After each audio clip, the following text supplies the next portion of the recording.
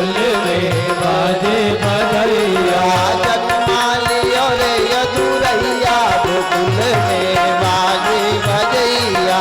जन्मा लियो रे यदुरैया गोकुल में बाजे बधैया।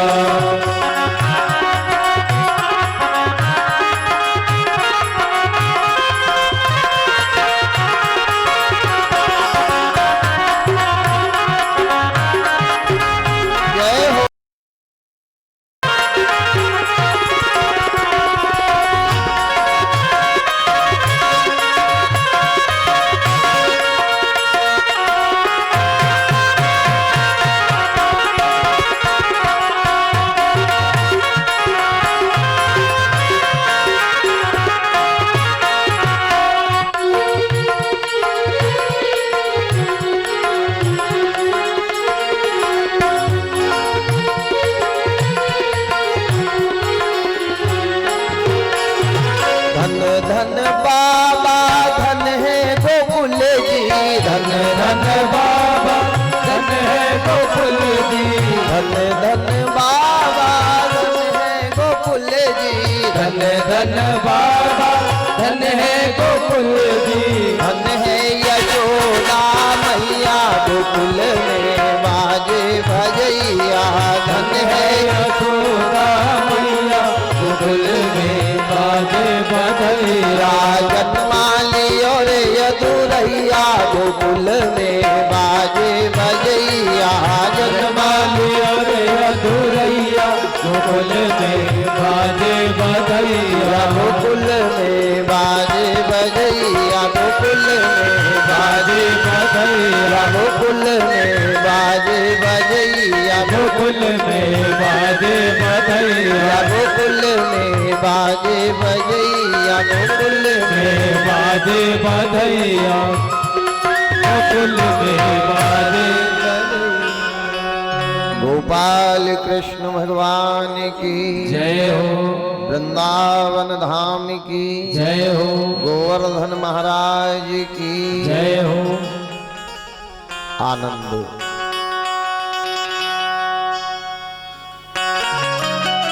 शंकर भगवान आए हैं, माता पार्वती आई हैं, 33 कोटि देवी देवता गोविंद के दर्शन करने के लिए आए। नंद बाबा के द्वारे जय घोष लग रहा है। धन्य है परमात्मा, आज आपने दुष्टों का नाश करने के लिए, धर्म की स्थापना करने के लिए कैसे कैसे रूप लिए, कितने दिन कारागार में रहे, कैसी लीला करी और आज बाल रूप में लीला कर रहे हो परमात्मा। बड़ा आनंद है। 33 कोटि देवी देवता अभिवादन कर रहे हैं। कल्प वृक्ष पुष्पों की वर्षा कर रहा है। शीतल मंद सुगंध पवन चल रही हैं। जैसे बालक का यशोदा को पता चला कि बालक का जन्म हुआ है, तो सारे ब्रजमंडल की गोपिका कोई भोजन करते हुए दौड़ के आ गई, कोई पानी की बाल्टी को कुआं में फेंक कर आ गई, कोई नहाते नहाते गिले वस्त्र दौड़ करके आ गई।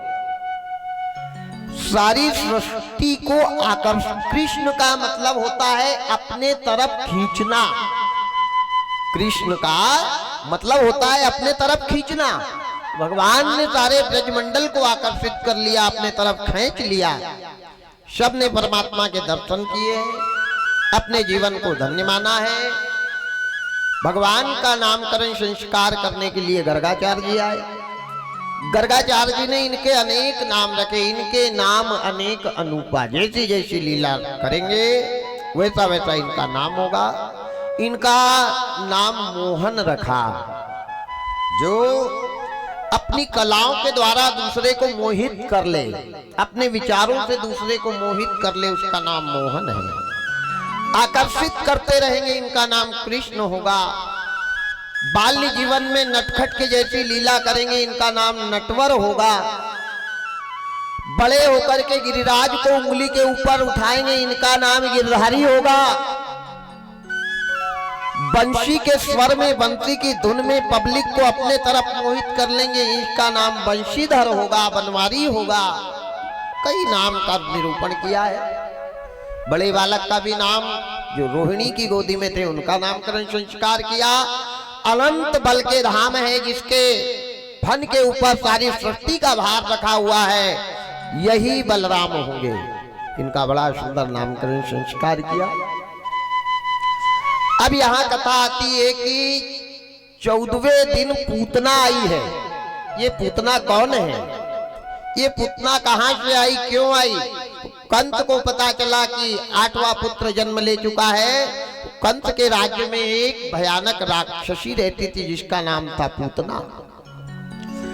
कंस दहाड़ता हुआ गया पूतना के पास। पूतना से कहा, पूतना ब्रजमंडल पे जितने भी यदुवंशियों के यहाँ बच्चे के जन्म हुए हैं, तुम जाकर के उनको पहपान करवा दो, दूध पिलाओ। क्यों? कि पूतना के स्तन में जहर का घड़ा था और ये जितने बच्चे को दूध पिलाएगी वो बच्चे के प्राणांत तो हो जाएंगे। इसलिए पूतना के पास जाकर के कंस ने कहा, पूतना संकोच में पड़ गई कि भगवान, जहर अगर मेरे पास है तो दूसरे का नाश करने के लिए नहीं है, अंगार अगर हमारे जेब में है तो किसी का खेत जलाने के लिए नहीं है, बुराई अगर हमारे घर में है तो किसी को बांटने के लिए नहीं है। पूतना ने बहुत विचार किया। कंस ने तलवार निकाली और कहा, पूतना या तो जाने के लिए तैयार हो जा या मरने के लिए तैयार हो जा, क्या इच्छा है तेरी? पूतना ने सोचा, भगवान जाती हूं तो भी मरना तो तय है और नहीं जाती हूं तो भी मरना है, पर मरने में फर्क है। जाती हूं तो भगवान के हाथ से मुक्ति मिलेगी तो गोलोक धाम के दरवाजा खुले मिलेंगे, और पापी की तलवार तो नर्क में भी मेरे को जगह नहीं मिलेगी। वारे परमात्मा, वारे विधाता। पूतना तैयारी करने लग गई है, जाने की बड़ा सुंदर श्रृंगार कर रही है और कंस के द्वारा कहने पर ब्रजमंडल में जा रही है, नंद बाबा के नगर के तरफ जा रही है। कैसा श्रृंगार कर रही है पूतना? कर 16 श्रृंगार एक दीवानी चले, वो तो दूध पिलाने ललना को मतवाले चले, मतवाले चले। कर 16 श्रृंगार एक दीवानी चली, कर 16 श्रृंगार एक दीवानी चली, वो तो दूध पिलाने ललना को मतवाली चली, मतवाली चली। वो तो दूध पिलाने ललना को मतवाले चले, मतवाले चले।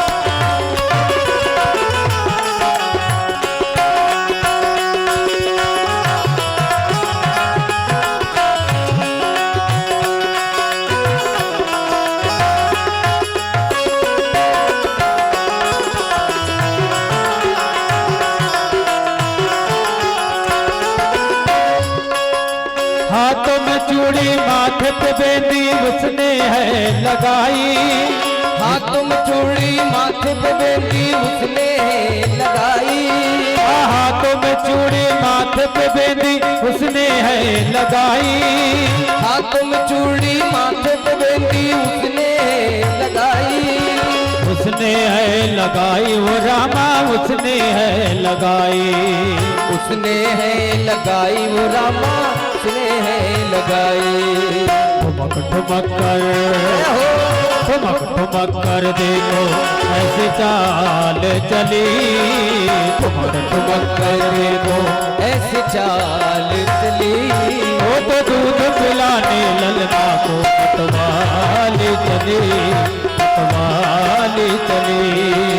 कर 16 श्रृंगार एक दीवानी चली, कर 16 सिंगार एक दीवानी चली, वो तो दूध पिलाने ललना को मतवाली चली, मतवाली चली।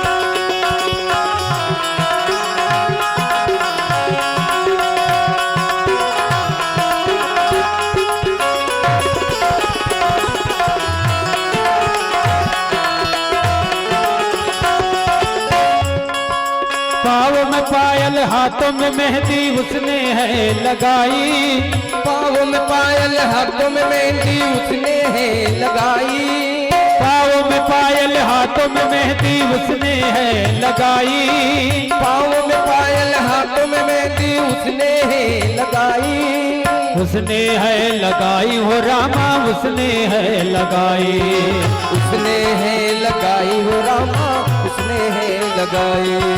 रूप बदल कर देखो,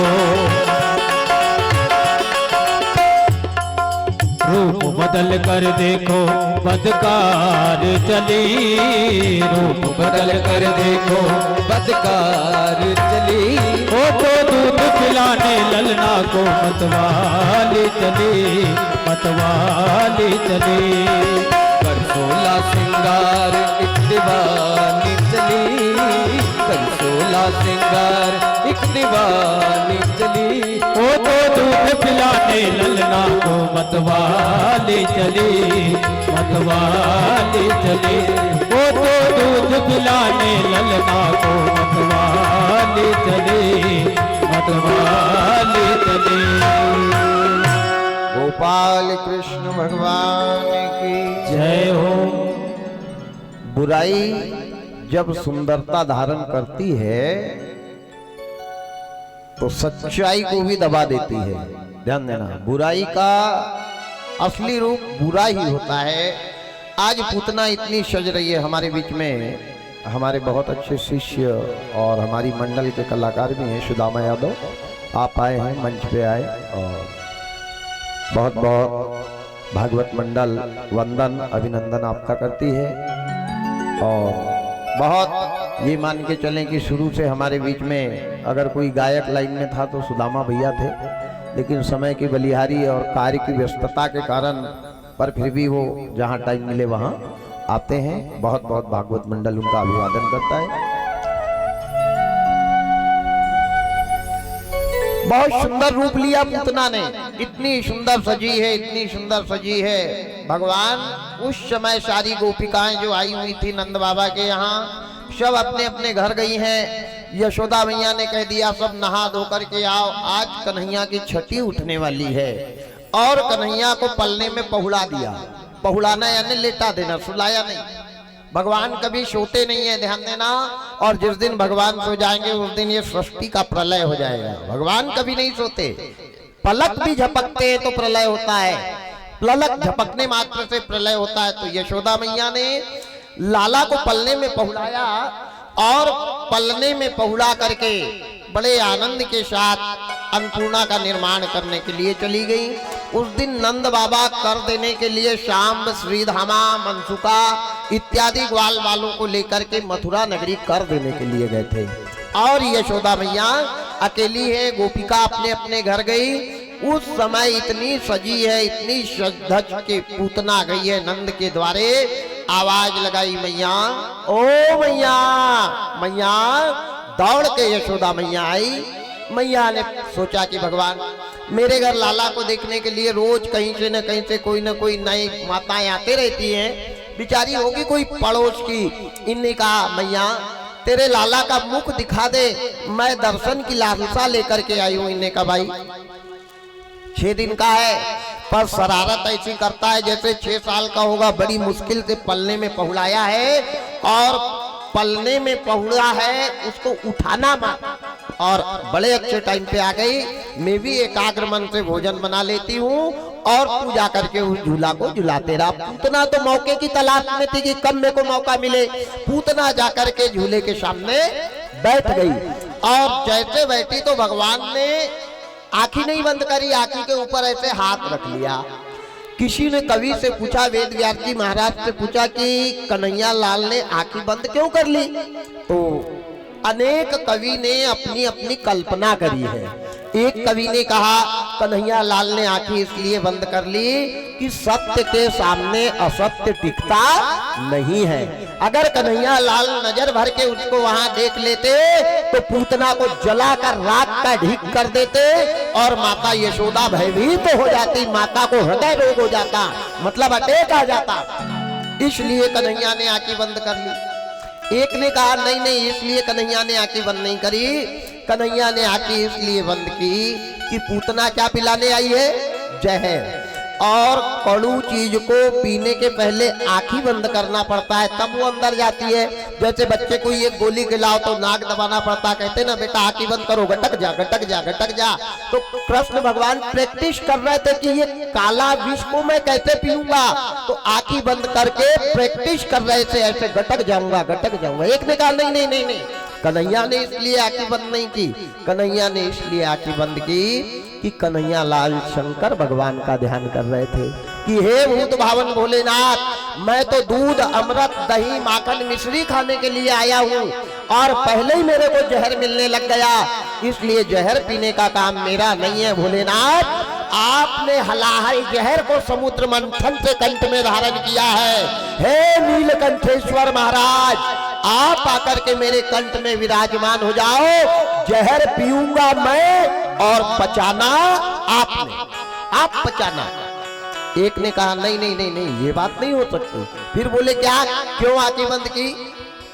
एक कवि ने कहा कि कृष्ण भगवान आंखें बंद करके पूतना का भूत भविष्य और वर्तमान देख रहे थे कि आज तक जिस माँ ने जन्म दिया उसका दूध मैंने नहीं पिया, जिस माँ के यहाँ 6 दिन से पड़ा हूँ उसका दूध नहीं पिया। ये कौन भाग्यशाली नारी है जो मेरे को दूध पिलाने के लिए आई है, और अगर इसका दूध पीऊंगा तो अपनी माँ से ज्यादा मुक्ति इसको मेरे को देना पड़ेगा, क्योंकि ये देने के लिए आई है, लेने के लिए नहीं आई है।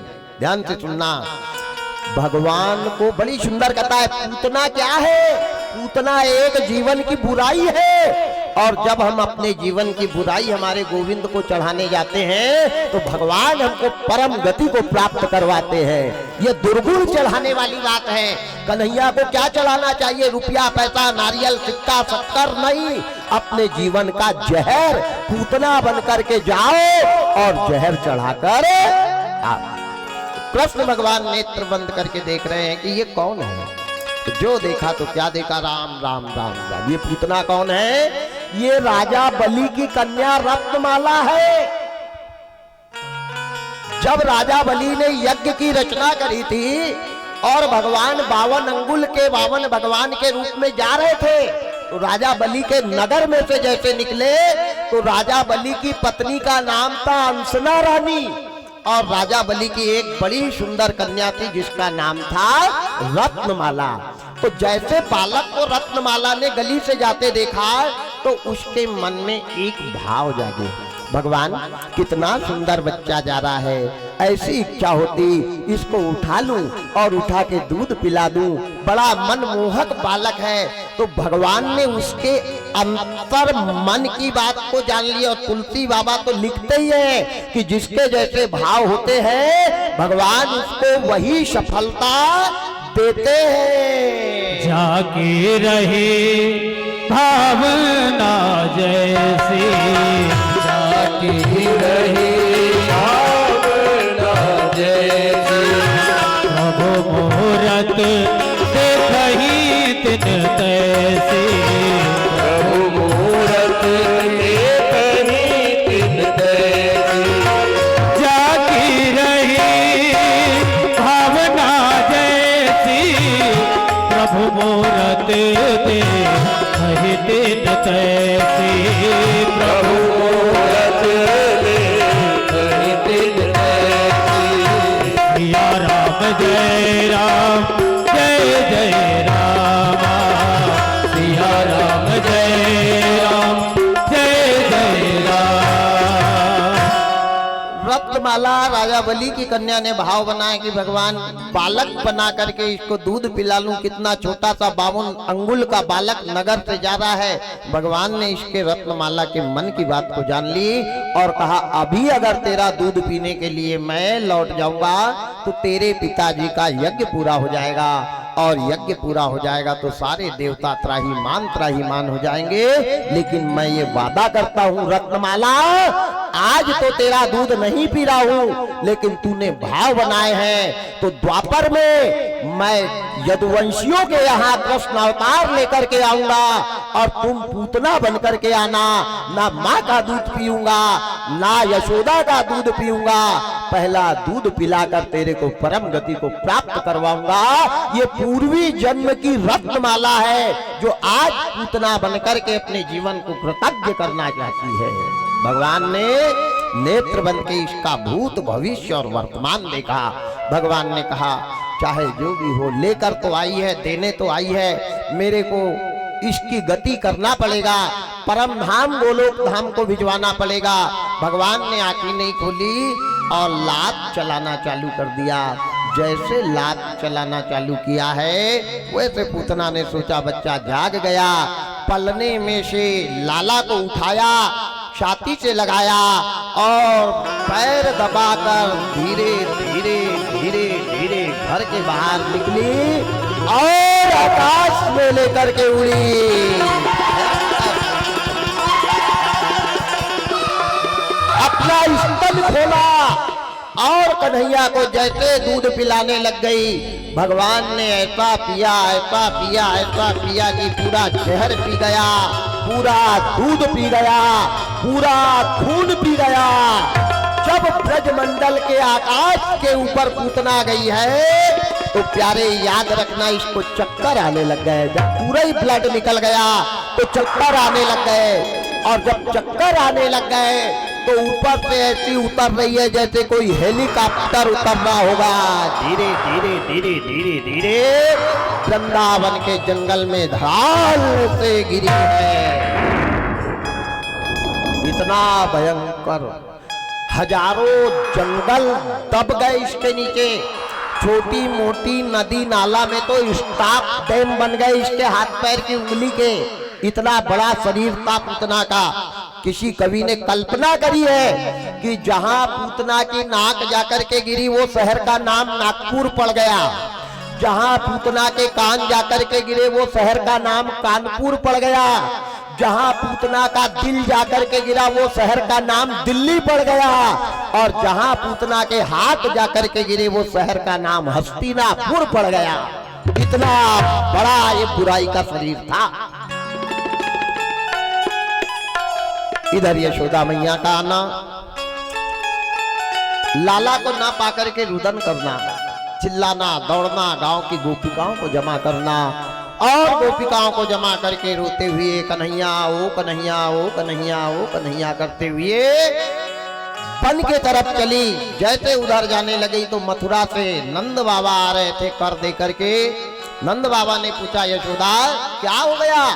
तब बताया है यशोदा ने कि महाराज आज पता नहीं एक बाई बड़ी सुंदर बनकर के आई थी, मैंने उसके हवाले पलने को लगाया और पलने से लाला को गायब कर दिया उसने।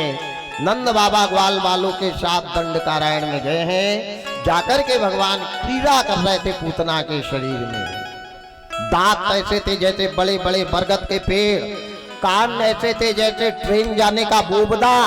भगवान ने सोचा राम राम राम राम, दौड़ करके मैया बाबा गए और लाला को उठाया है उस पूतना के देह के टुकड़े टुकड़े किए 52 ट्रक हड्डी निकाली है और अग्नि संस्कार किया है। जैसे पूतना का शरीर जलने लग गया तो चिंगारियां निकली हैं। भगवान के हाथ से मोक्ष को प्राप्त किया, गोलोक धाम को गई और उसके शरीर से जो चिंगारी निकली वही ये 64 योगिनी बनी है। जो 64 जोगन है ये पूतना के शहर से निकली है।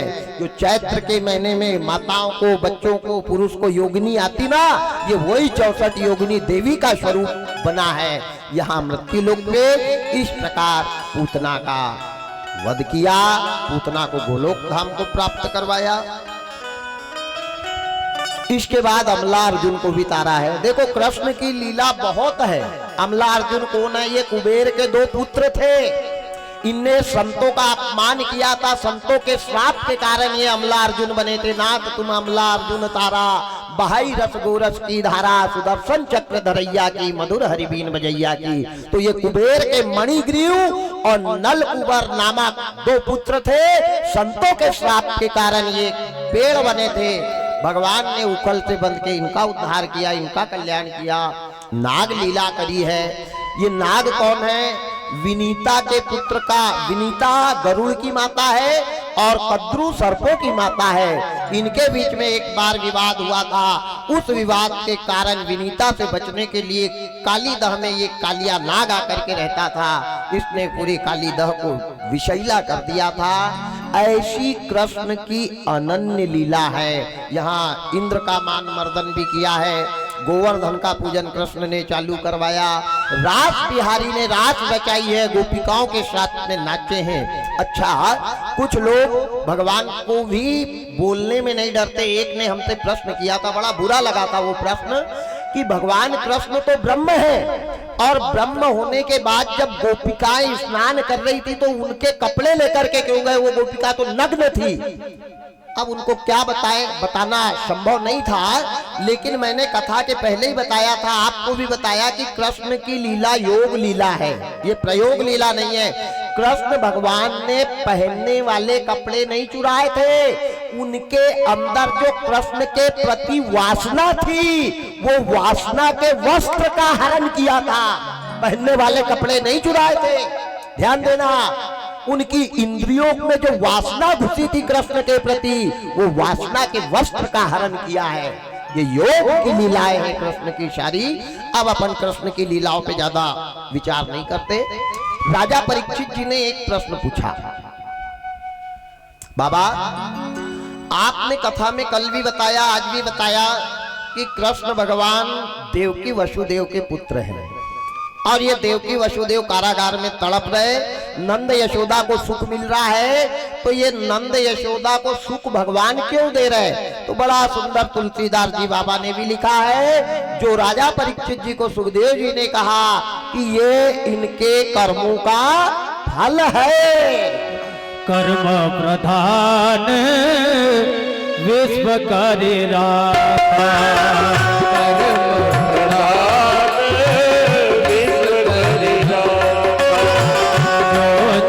करही सो तस फल चाखा, जो जस करही सो तस फल चाखा। कर्म प्रधान विश्व करी राखा, कर्म प्रधान विश्व करी राखा। जो जस करही सो तस फल चाखा। राम जय राम जय जय राम, सिया राम जय राम जय जय राम। बड़ा सुंदर सुखदेव जी ने कहा, परीक्षित ये नंद यशोदा के कर्मों का फल है। तो परीक्षित जी ने पूछा, बाबा हमारे को वो कथा बताओ, इनने कहाँ अच्छा कर्म किया? कौन से कर्म के कारण भगवान माता पिता को तड़पता हुआ छोड़ के गए और पराए दूसरे गांव वाले को सुख दे रहे हैं? और पिता का नाम के आगे नंद का नाम चला है। लोग यही कहते ना कि नंद के आनंद भय जय कन्हैया लाल की। आज तक कोई ने ये कहा क्या कि वसुदेव के आनंद भय जय कन्हैया लाल की? जबकि वसुदेव का बेटा है, देवकी का बेटा है, और नाम यशोदा और नंद का है। तो ये नंद ने कब अच्छे कर्म किए, कहाँ किए, और ये नंद की कथा आप हमारे को बताओ। तो बड़ा सुंदर, ध्यान देना, ये नंद यशोदा कौन है? नंद कोई आदमी का नाम नहीं है, नंद पद का नाम है।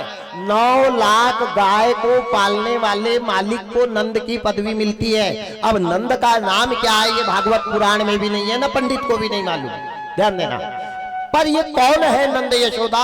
ये सुखदेव जी ने राजा परीक्षित को विस्तृत बताया कि पूर्वी समय में सतयुग में, ध्यान देना, कुछ करनी कुछ कर्मगत कुछ पुरबले के भाग, 3 जन्म के पुण्य से यहाँ संतान का सुख मिलता है। इस कथा का प्रमाण नंद यशोदा है। पूर्वी जन्म में इस धरा के ऊपर एक द्रोण राजा थे, बड़े यशस्वी, बड़े प्रतापी, बड़े धीर, ज्ञानवान, चरित्रवान, गुणवान, धर्मवान, सर्वगुण संपन्न। इनकी पत्नी का नाम था धरा देवी, पतिव्रता नारी थी। माताएं ये कथा ध्यान से सुनना, कैसे कैसे अच्छा कन्हैया और राम के जैसे पुत्र पाने के लिए कितना त्याग करना पड़ता। केवल उपास के रहने से अच्छी संतान नहीं होती, मंदिर में माथा टिकाने से अच्छी संतान नहीं होती, अच्छी संतान करने के लिए बड़ा त्याग लगता है, तब अच्छी संतान आती है। वारे परमात्मा, वारे विधाता।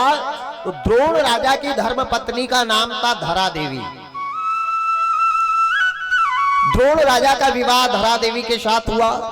धरा देवी का जब विवाह हुआ तो इसकी मां ने इसको शिक्षा दे दी कि बेटा जैसे भी रहे, जैसा भी रखे, पति का घर ही तेरा अपना घर रहेगा। और अगर बेटा हमारी खानदान है, हमारा रक्त है तेरे अंदर, तो कभी पति का अपमान जीवन में मत होने देना। ये मां ने धरा देवी को शिक्षा दी थी। विदा के समय अब जब ब्याह करके द्रोण राजा लेकर के आ गए, बड़े आनंद से दोनों रहने लगे, एक साथ रहना, एक साथ। अच्छा, नारी भी बड़ी सुंदर थी, गुणवान थी। नारी का पवन प्रतिदिन का धर्म था धरा देवी का कि उठते बराबर सबसे पहले अपने पति के चरणोदक लेना, पति को प्रणाम करना, उसके बाद गृह के कार्य करना। द्रोण राजा का कोई धर्म, सिर्फ धर्म था। इनके पास कोई प्रॉपर्टी नहीं, कोई खेती नहीं, कोई मकान नहीं, कोई व्यापार नहीं, कोई बिजनेस नहीं, कोई नौकरी नहीं। लेकिन इनने अपने जीवन में नियम बना लिया था कि जब तक 5 लोगों को अन्न का दान नहीं देते थे तब तक पानी का घूंट भी नहीं पीते थे। ये इनका नियम था प्रतिदिन का। अच्छा, अनाज आता कहाँ था? ध्यान देना, धर्म करने के लिए धन की जरूरत नहीं है, धर्म करने के लिए सच्चा मन होना। अगर मन है तो धन चल करके आ जाएगा, और मन नहीं है तो हमारा धन ही हमारी मृत्यु का कारण बन जाएगा। वारे परमात्मा। तो द्रोण राजा के यहाँ धन कहाँ से आता था? इनकी जो धर्म पत्नी धरा देवी थी, ये गांव में जाती थी, कहीं पानी भरती थी, कहीं बर्तन मांजती थी, कहीं चौका लगाती थी, कहीं झाड़ू लगाती थी, और जो भी पसेरी भर अनाज मिलता था उसको लाकर अपने पति को देती थी। पति उसमें से 5 मुट्ठी 5 लोगों को दान देते थे। उसके बाद जो बचता था दोनों पति पत्नी पीस करके खाते थे। ये इनका जीवन का चरित्र था। अच्छा, राजा कहीं काम पे जाते नहीं, दिन निकला, दान दिया, कुर्सी पे बैठ जाना, पत्नी बिचारी गांव गांव गांव गांव घरों घर काम करने जाती थी। लेकिन कभी अपने पति को ये नहीं कहा कि प्राणनाथ तुम घर में ही बैठे रहते हो, मेरे को नौकरानी बना लिया है, काय के लिए लाया, मेरे बाप को तो कुछ दिखाई नहीं होगा। ना ना ना ना, कभी नहीं। सीताराम सीताराम सीताराम कहिए और जाही विधि राखे राम, ताही विधि रहिए। वारे परमात्मा। कभी तो अपने पति को बोल दे, कभी तो अपने पति से कह दे, दुनिया की माताओं को सोने के, चांदी के, जर्मन के, पीतल के, लोहे के, प्लास्टिक के जेवर पहनने को मिलते हैं, लेकिन याद रखना ये पति की सेवा करने वाली नारी थी, इसके तन बदन पे प्लास्टिक का भी जेवर नहीं था। जो सत्यता पे चलेगा, जो ईमानदारी पे चलेगा, जो धर्म पे चलेगा, वो संकट में था, संकट में है और संकट में रहेगा। धर्म पर विभीषण चलता था, लात खाना पड़ा। धर्म पे प्रहलाद चलते थे, आगी में जलना पड़ा। धर्म पे मीराबाई चलती थी, जहर पीना पड़ा। धर्म पे सुदामा चलते थे, दाने दाने के लिए मोहताज होना पड़ा। आज तन बदन पे एक जेवर नहीं। दुनिया की माताओं के पास साड़ियों से गोदरेज भरी रहती है, लेकिन ये पति की सेवा करने वाली नारी थी, एक साड़ी पहनी थी, वो भी 52 जगह से फटी हुई। फटे वाले को सुई धागा से सिया जाता है, वारे परमात्मा इसको सुई धागा तक नहीं मिला, गांठ बांध बांध करके पहनती थी। लेकिन कभी पति से वाद विवाद नहीं किया, पति से ये नहीं कहा कि परमात्मा तुमने मेरे लिए क्या किया, ना ना ना ना ना। जीवन व्यतीत होता रहा, समय बीतता गया। राजा की उम्र हो गई 95 साल। कौन राजा की? द्रोण राजा की। और रानी की उम्र हो गई 90 साल। अब वृद्ध अवस्था है, जवानी है, तब तक आदमी काम कर लेता है, बुढ़ापे में क्या करेगा? बुढ़ापे में केवल संतान की आशा रहती है। लेकिन वारी किस्मत, ये धर्म पे चलने वाले के यहाँ भगवान ने एक भी संतान नहीं दी, एक भी संतान नहीं दी। पूरा जीवन दान देते देते चला गया, पूरा जीवन भूखे प्यासे रहते चला गया, लेकिन परमात्मा ने इनको संतान का सुख नहीं दिया। जहां पर घाव रहता है वही चोट लगती है, याद रखना। जो सत्य पे चलेगा वो परेशान होगा। बैठ करके दोनों पति पत्नी रुदन कर रहे हैं बुढ़ापे में कि भगवान अब ऐसा कब तक चलेगा। लेकिन इस 90 साल की उम्र में भी अपने 95 साल के पति को कुर्सी पे बैठा रहने दिया। और धरा देवी गांव गांव जाकर के झाड़ू लगा रही है, पोछा लगा रही है, जितना काम बंदा कर रही है करके ला करके अनाज दे रही है। किसको? द्रोण राजा को। द्रोण राजा उसमें से 5 लोगों को दान देते हैं, तब जाकर के पानी पीते हैं। और पत्नी जो अनाज बचता है उसको पकाकर पहले पति को खिलाती है, बाद में बच जाए तो खाती है। नहीं वैसी दिन गुजारती थी, लेकिन कभी जाकर के माँ बाप को नहीं बताया, माँ बाप से शिकायत नहीं करी। वारे तकदीर, एक दिन नारद जी ने विचार किया। नारद जी ने सोचा ये राजा मरेगा, इसकी मृत्यु होगी तो इसको इंद्र की कुर्सी मिल जाएगी, इंद्र का पद मिल जाएगा, क्योंकि इनका हो जाएगा प्रमोशन और इंद्र का हो जाएगा डिमोशन। तो नारद जी ने वीणा करताल उठाए और नारद जी देवलोक से भ्रमण करते हुए अमरावती नगरी में देवराज इंद्र के दरवाजे पे जा रहे हैं। क्या कहते जा रहे हैं? एक बार कर तल कर वीणा, एक बार कर तल कर वीणा, गावई हरि गुण गान प्रवीणा, गावई हरि गुण गान प्रवीणा। एक बार कर तल कर वीणा, एक बार कर तल कर वीणा, गावई हरि गुण गान प्रवीणा, गावई हरि गुण गान प्रवीणा। सिया राम जय राम जय जय राम, सिया राम जय राम जय जय राम, सिया राम जय राम जय जय राम, सिया राम। वीणा करताल लेकर के नारद जी नारायण नारायण नारायण करके देवराज इंद्र के यहाँ गए। इंद्र ने बड़ा सत्कार किया, बड़ा सम्मान किया, बड़ा आदर किया। आओ आओ आओ नारद जी, बड़े भाग्य हमारे जो आप हमारे घर में पधारे, कैसे आगमन है? नारद जी ने कहा महाराज अब कुर्सी छोड़ने की तैयारी करो। इनने कहा क्यों, क्या हो गया? अच्छा, कुर्सी एक ऐसी चीज है जो पाए बौराए और जो खाए बौराए। कुर्सी पाकर के किसको घमंड नहीं हुआ है भला? अच्छा, एक बार कोई कुर्सी किसी को मिल जाए वो छोड़ना चाहेगा क्या? भले ही प्रॉपर्टी बेच डालेगा, लेकिन कुर्सी छोड़ने के विचार कभी मन में नहीं बनाएगा।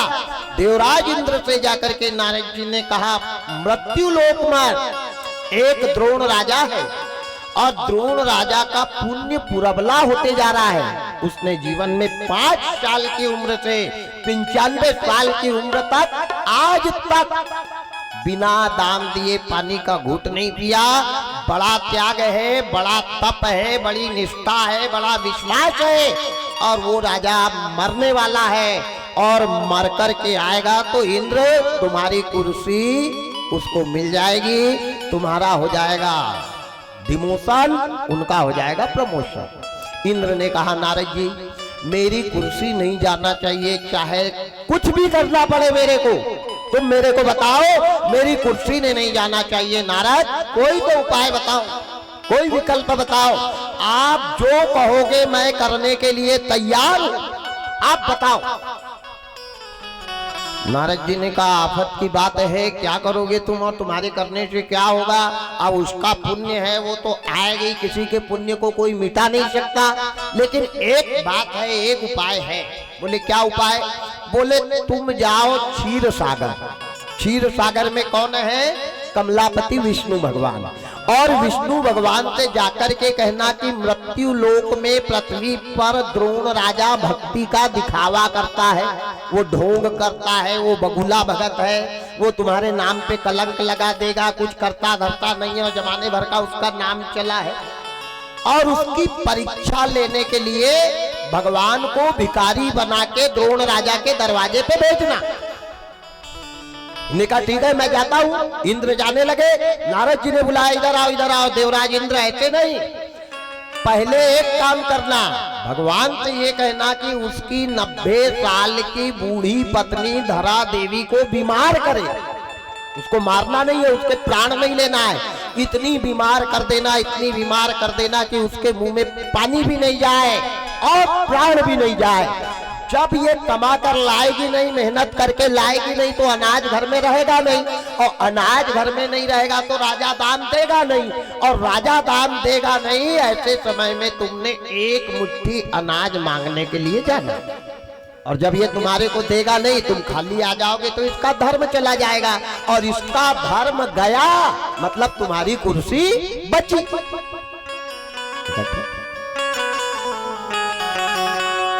द्रोण राजा के धर्म की परीक्षा लेने के लिए इंद्र के कहने पे कमलापति भगवान ने 6 महीना पहले उनकी पत्नी धरा देवी को बीमार कर दिया। ऐसी महामारी आई, ऐसी महामारी आई, तड़पने लग गई बेचारी, जाके खटिया पर लेट गई।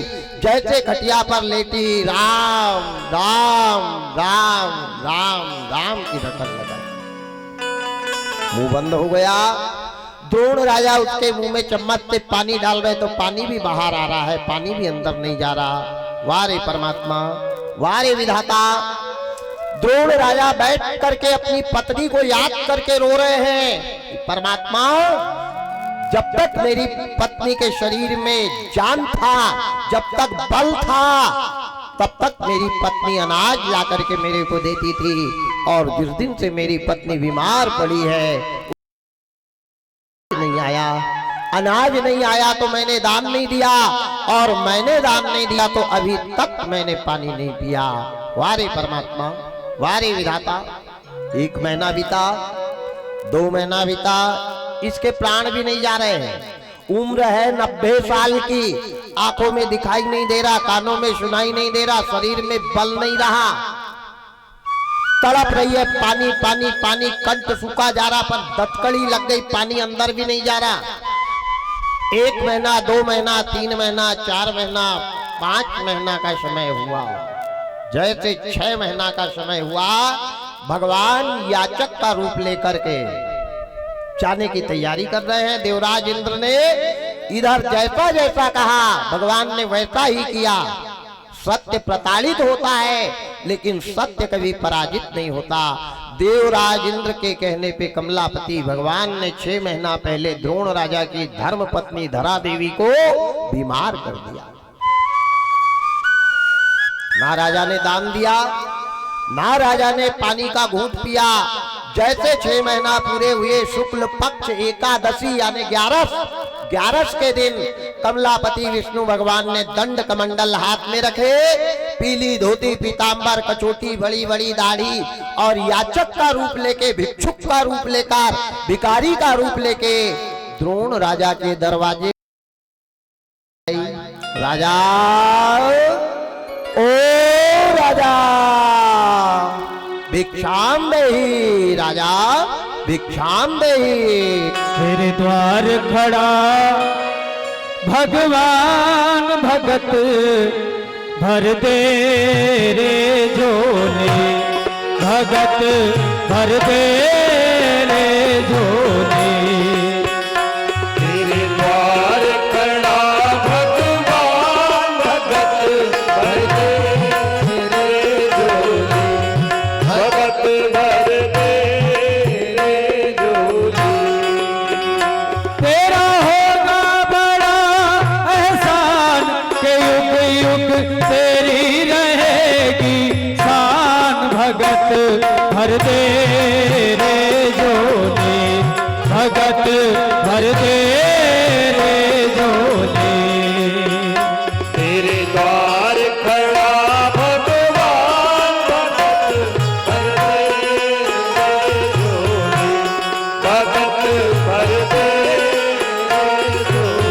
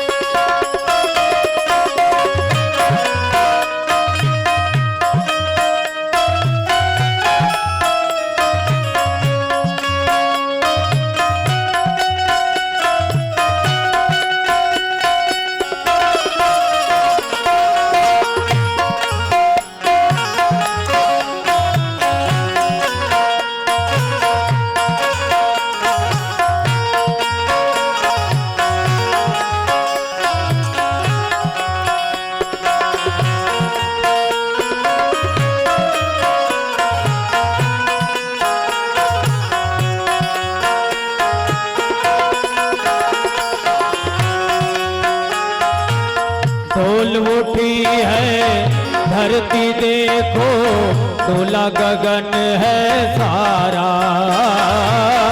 डोल उठी है धरती देखो, डोला गगन है सारा। भीख मांगने आया तेरे घर, जगत का पालन हारा रे, जगत का पालन हारा। मैं तेरा मेहमान तो मुझसे कर ले जरा पहचान, भगत भर दे रे झोले, भगत भर दे रे झोले।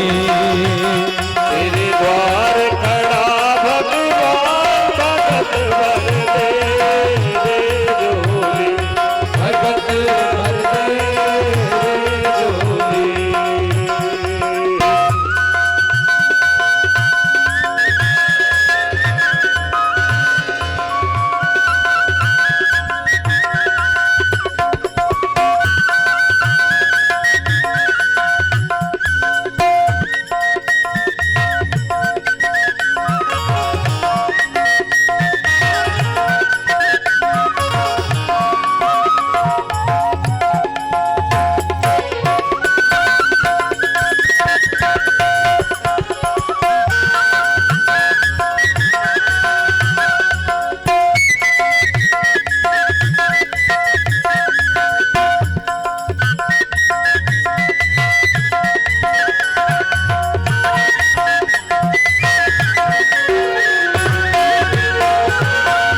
आज लुटा ले सर्वस्व अपना, मान ले कहना मेरा। आज लुटा ले सर्वस्व अपना, मान ले कहना मेरा। मिट जाएगा पल में तेरा, जन्म मरण का फेरा रे, जन्म मरण का फेरा। तू छोड़ सकल अभिमान अमर कर ले रे तू भगत भर दे रे झोली, भगत भर दे रे झोली। तेरे द्वार खड़ा भगवान भगत भर दे रे झोली, भगत भर दे रे झोली। तेरा होगा बड़ा एहसान, युग युग तेरी रहेगी शान, भगत भर दे रे झोली, भगत भर दे रे झोली, भगत भर दे रे झोली, भगत भर दे रे झोली। गोपाल कृष्ण भगवान की जय हो। आवाज लगाई, राजा ओ राजा भिक्षा दे। घर में एक दाना नहीं है। 6 महीना से 90 साल की पत्नी बीमार पड़ी है, पानी का घूंट रानी के मुंह में नहीं गया। राजा अपनी पत्नी के पास बैठ करके रो रहे थे और भगवान का भिखारी बन के जाकर आवाज लगाना। राजा ने अपने आंसू पोंछे, आंसू पोंछ कर आ करके हाथ जोड़कर खड़ा हो गया। याचक, भिक्षुक, क्या चाहिए? ध्यान से सुनना। धर्म करने के लिए धन नहीं, धर्म करने के लिए मन होना। बाबा क्या चाहिए? इन्हीं का राजा मैंने सुना है तुम बहुत बड़े दानी हो। इन्हीं का नहीं। मैं क्या दान दूंगा राजा? याचक, मैं क्या दान दूंगा? मेरी क्या सामर्थ्यता है, मेरी क्या ताकत है? मैं कुछ दान नहीं देने योग्य हूं। आप तो मेरे को आदेश करो कि मैं आपकी क्या सेवा करूं। सेवक आपके सामने खड़ा है। सेवक का धर्म सबसे बड़ा होता है, ध्यान देना। दुनिया में अगर किसी का धर्म बड़ा है तो सबसे बड़ा धर्म सेवक का है। और सेवक कौन सा? जो बिना बताए सेवा का काम करता रहे, वो सेवक का। सेवा का कार्य किया था भरत जी ने, और भरत से बड़ा धर्म अयोध्या में कोई नहीं था। अरे धर्म नहीं, साधु थे। भरत जी साधु थे। वारे परमात्मा, वारे विधाता। इन्हीं का नहीं राजा, तेरे नाम की ख्याति चली है, तेरे नाम का चारों तरफ बोलबाला चला है, तू बहुत बड़ा दानी। इन्हीं का नहीं प्रभु, मैं क्या दान दूंगा? सज्जन आदमी, दानी आदमी, ज्ञानी आदमी, विद्वान आदमी अपने द्वारा किए गए काम को मुंह से नहीं बोलते कभी, और मूर्ख लोग कभी चुपचाप नहीं रहते। मैंने किया, अरे किया, अच्छा हो गया किया। धर्म इतना आसान नहीं है। धर्म करने के बाद भूल जाओ, वो धर्म है। अगर आपके मुंह से निकल गया कि मैंने ये किया, तो वो धर्म का आपको पुण्य मिलने वाला नहीं है। धर्म को भूलो और गलत जो किया उसको जीवन में याद रखो कि मैंने ये गलत किया था। जिसको याद रखना चाहिए उसको भूलते जा रहे हैं, और जिसको भूलना था वो याद में है हमारे। वारे परमात्मा, वारे विधाता। भक्ति बड़ी कठिन है, इसी को कहते हैं भक्ति करके भूलो। आज द्रोण राजा हाथ जोड़ के खड़े, फटा सा एक कंबल बिछाया, ना बैठने के लिए पलंग है, ना बिस्तर है, ना व्यवस्था है। ध्यान देना, गरीबों के पास धन नहीं मिलेगा, लेकिन गरीब के पास जो प्रेम मिलेगा प्यारे, वो दुर्योधन के पास नहीं था प्रेम, जो विदुर जी ने प्रेम दिया था कन्हैया लाल को। भाव के भगवान भूखे होते हैं, जाकी रही भावना जैसी।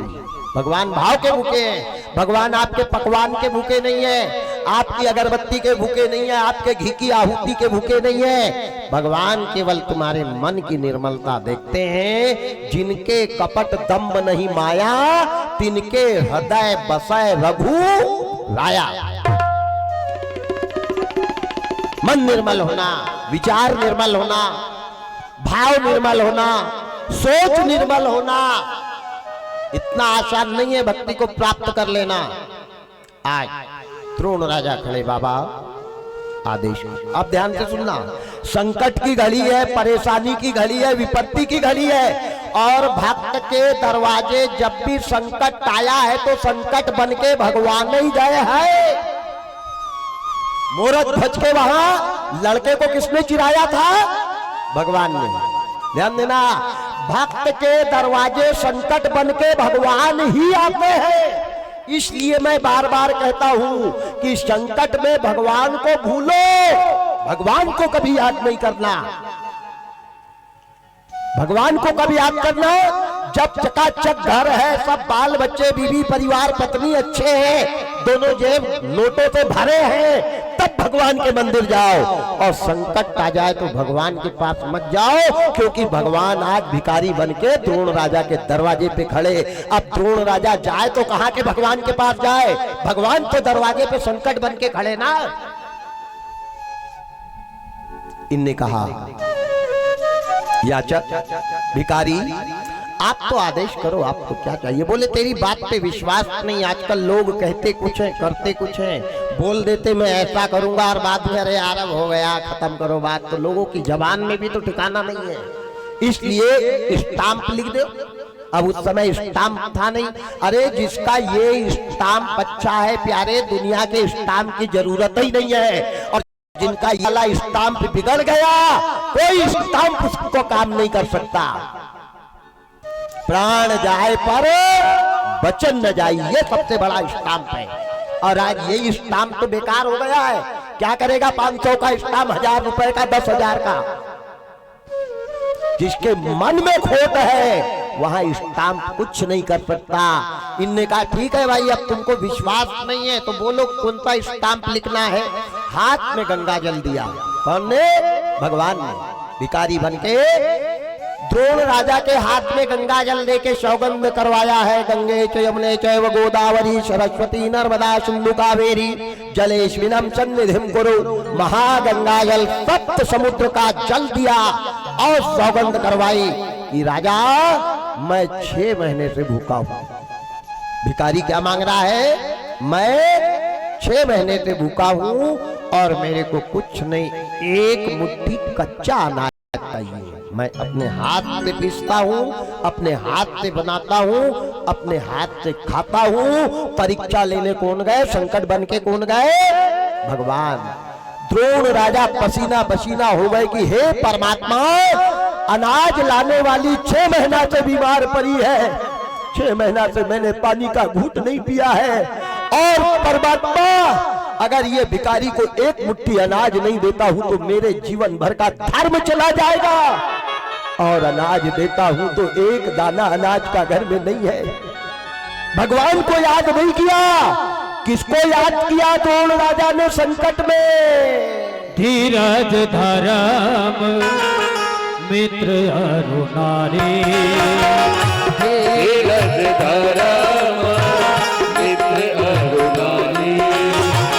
आपद काल पर की उतारे, आपद काल पर की उतारे। धीरज धर्म मित्र अरु नारी, आपद काल पर रखिए उतारी। सिया राम जय राम, जय जय रामा। सिया राम जय राम, जय जय रामा। संकट में बताया है धैर्य, धीरज कभी नहीं खोना चाहिए। धीरज धर्म। दूसरा, आपने अगर अच्छा किया है तो दुनिया चाहे काल बन जाए, काल भी बाल बाका नहीं कर सकता है। अगर आपका सत्य आपके पास है और आपने अगर गलत किया तो ब्रह्मा नहीं, ब्रह्मा का दादा भी आपको नहीं बचा सकता। ये बात भी लिख लेना। बारे परमात्मा, बारे विधाता, धैर्य धारण किया, पसीना पसीना हो गए, घर में एक अनाज का दाना नहीं। धर्म अगर किया है तो धर्म ने रास्ता बताया। नारी बीमार पड़ी है 6 महीना से, धीरज धर्म मार्ग मिला, नारी के पास गए। इनने कहा बाबा दान देते हैं, आप बैठो 2 मिनट, मैं थोड़ा हमारे यहाँ उनसे बुढ़िया से भी पूछ लेता हूँ। अब बुढ़िया तो बेचारी 6 महीना। अच्छा ये भगवान सब जान रहे हैं, भगवान को मालूम है। अरे घट घट वासी हर की घट की बात को जो जानता है, लेकिन वारी तकदीर ये कैसी परीक्षा है, ये कैसा समय है। दौड़ करके गए अपनी पत्नी के पास। पत्नी की आंखें नहीं खुल रही है, पत्नी के मुंह में पानी नहीं जा रहा है, पत्नी को सुनाई नहीं दे रहा। पत्नी की उम्र 90 साल है और 6 महीने की बीमार है। उनके सिरहाने गए और जाकर के अपनी पत्नी के चेहरे को देखते जा रहे और रोते जा रहे कि धरा, ओ धरा, जब तक तेरे हाथ पैर में ताकत थी तू अनाज कमा के लाती थी, मैं दान करता था, मैं पेट भर खाता था, और जिस दिन से तू बीमार हुई है उस दिन से घर में एक अनाज का दाना नहीं आया धरा, ओ धरा, ओ धरा, ओ धरा। जैसे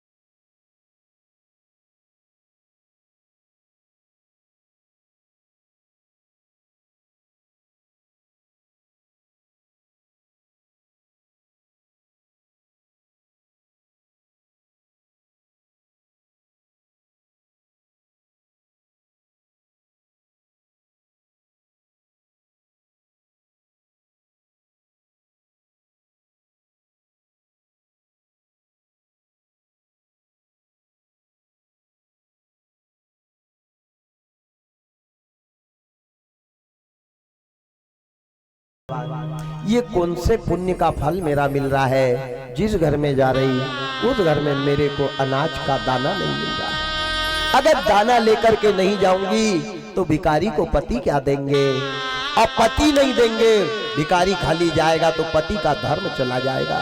सोचते जा रही, चक्कर आ रहे लोगों की, ओरिन के नीचे बैठ रही, मांगते मांगते मांगते मांगते सुबह की 6 बजे की निकली, शाम के दोपहर के 2:30 बज गए। 99 मकान घूम गई, 99 मकान में किसी ने एक अनाज का दाना नहीं दिया। बिन मांगे मोती मिले, मांगे मिले ना भीख। भीख मांगने से नहीं मिलती है, जब समय खराब आता है। वारे विधाता, वारे तकदीर, विधाता तेरे कर मन की गति न्यारी। विधाता तेरे कर मन की गति न्यारी। विधाता तेरे कर मन की गति न्यारी। विधाता तेरे कर मन की गति न्यारी। कर मन की गति न्यारी। विधाता कर मन की गति न्यारी। विधाता कर मन की गति न्यारी। विधाता कर मन की गति न्यारी। विधाता तारे तेरे कर मन की गति न्यारी। विधाता तेरे कर मन की गति न्यारी।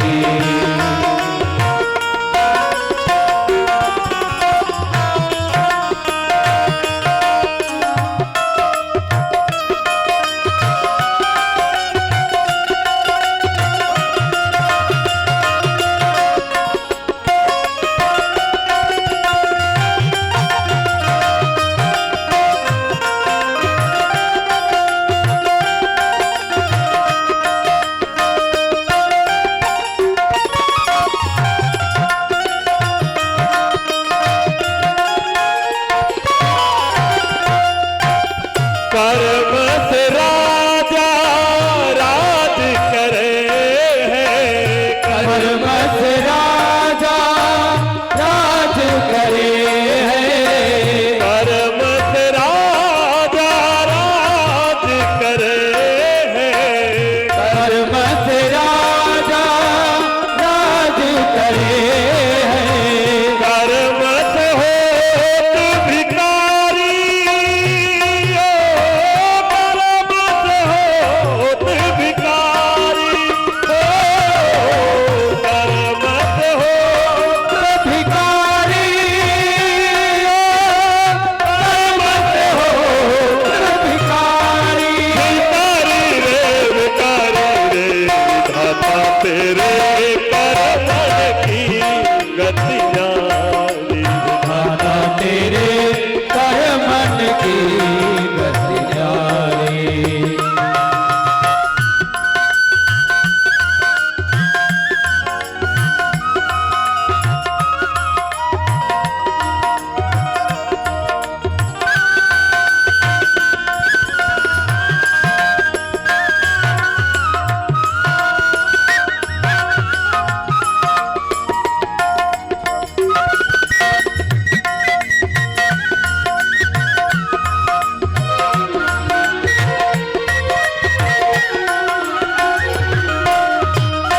ओ कर्म से बगुला उजल भयो है।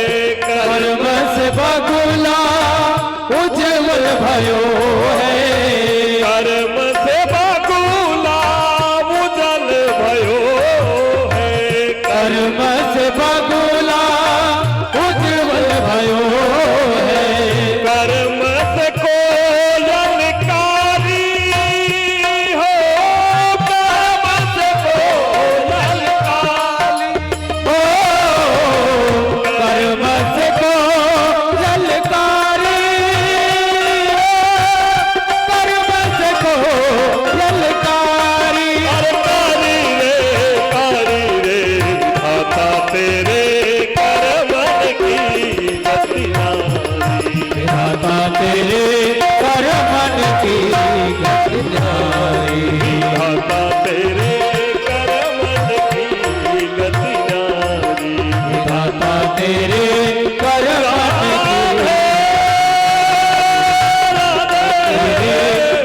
मन की गति। विधाता तेरे कर मन की गति।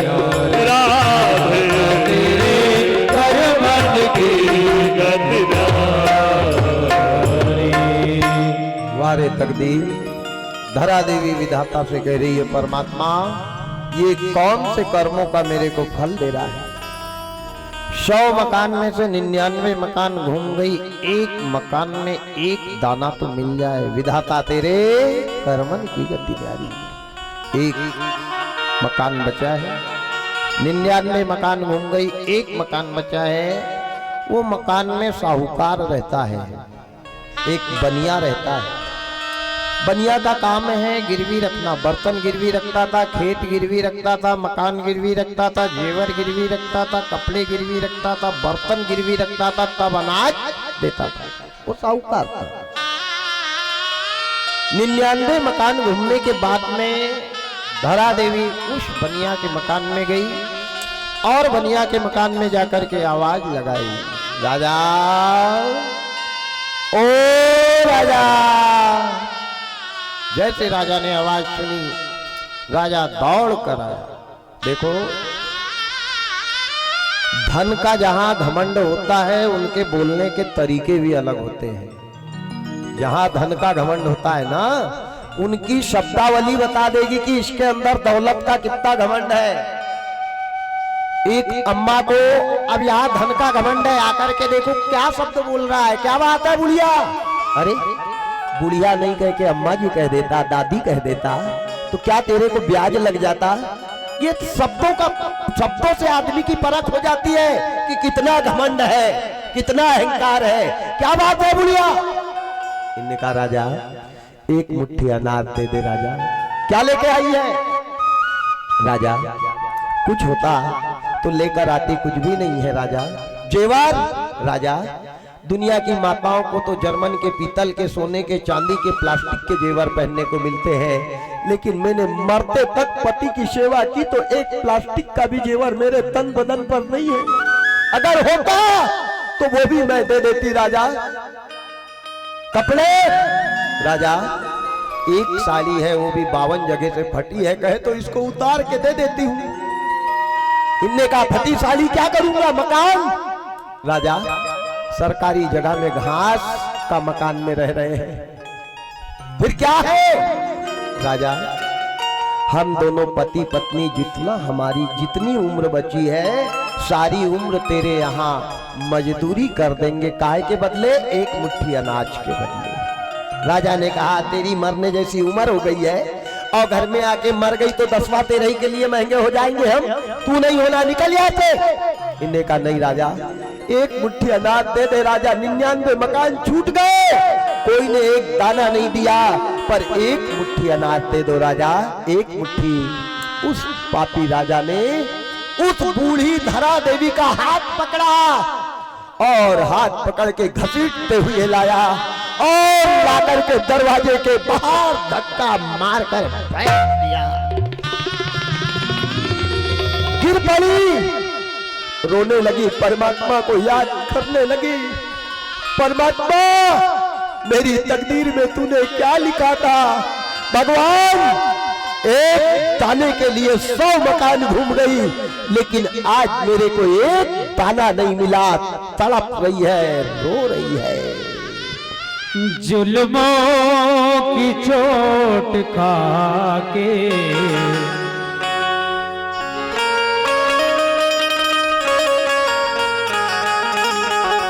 भर आई है मेरी आंखें, गम को गले लगाया, गम को गले लगाया।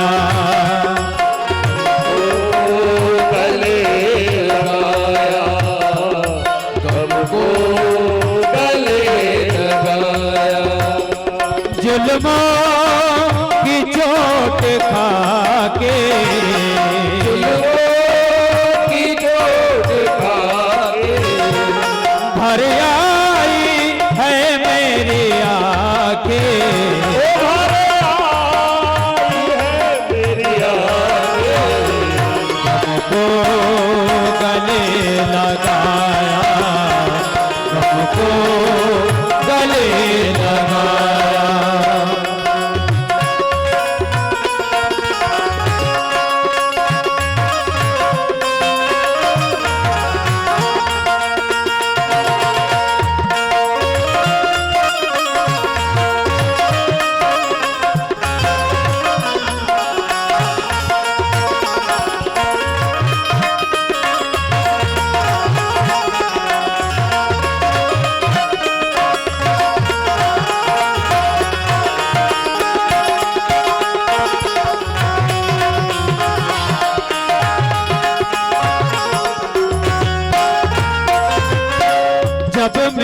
किस्मत लिख रहे थे तब वो रूठ गई थी।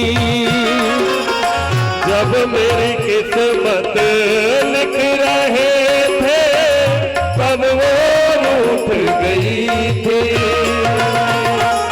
मैला कागज थाया फिर कलम ही टूट गई थी। मैला काये फिर कलम ही टूट गई थी। क्या क्या कर्म में लिखा विधाता मैंने ये नहीं जाना। भटकूं मैं दर दर जाके, भटकूं मैं दर दर जाके, तू ही बचा ले आके। हमको गले लगाया, हमको गले लगाया।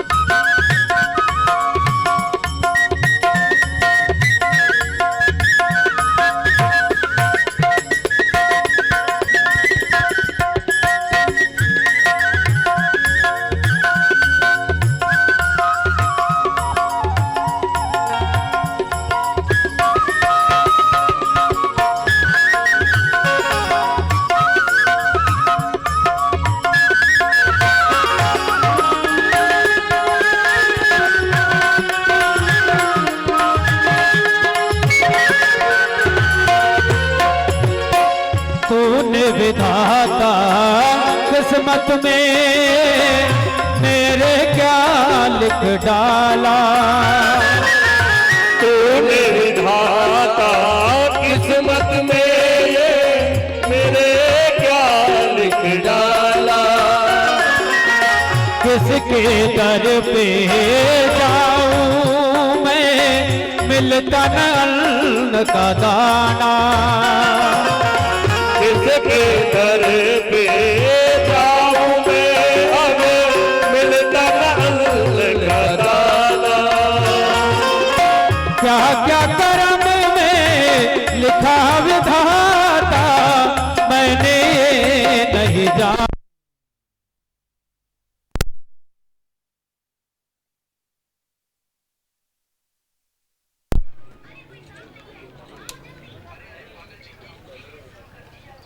डीजल नहीं है।